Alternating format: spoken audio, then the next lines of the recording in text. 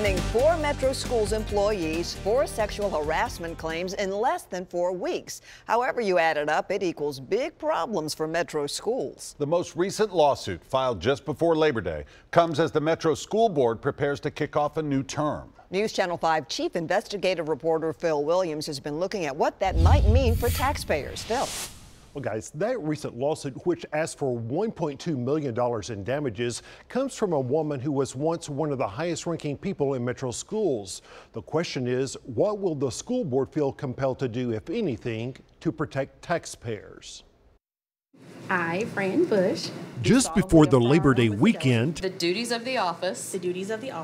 as 3 new school board members took office, The Constitution of this state. Metro Schools found itself facing yet another sexual harassment lawsuit. The alleged victim in this case, Dr. Vanessa Garcia, was once such a rising star that she was featured in this Trevecca University video talking of her love for education. And I don't think there's a more meaningful profession, in my opinion, than making the difference in the lives of children. T.C. Weber is a local education blogger and a Metro Schools parent. This lawsuit is important because it's indicative of the whole culture. It's the one that first kicked it off. I didn't come here to dirty my name. And these allegations are false. Garcia's lawsuit accuses former Metro Schools administrator Mo Carrasco of grossly inappropriate sexual comments, as well as one occasion when he allegedly put his hand on her breast at a district Christmas party. After Garcia filed a formal complaint back in November, other witnesses came forward and Carrasco resigned. This past May, Garcia herself lost her job as part of a district realignment. Is that you had somebody that was in a position of management that made a charge of sexual impropriety against somebody that was close to management, and within 6 months they're gone. Let's talk about a closed investigation. Mo Carrasco. We're not going to talk about anything right now.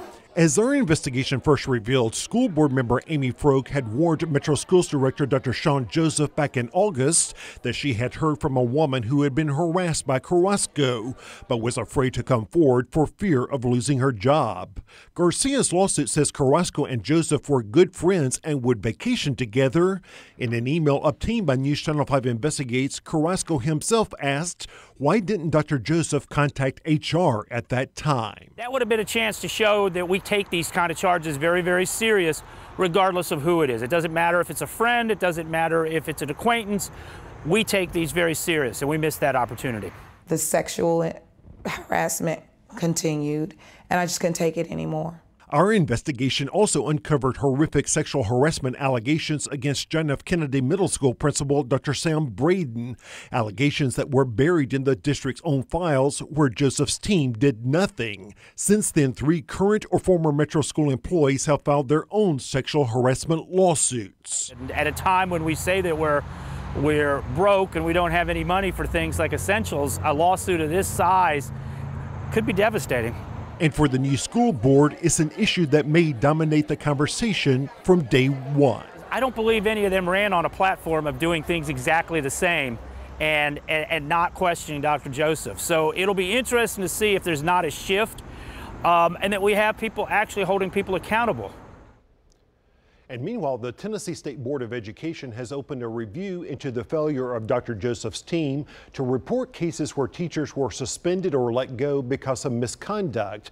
It began with a case we first uncovered. That's yet another issue that will be on the plate of this new school board.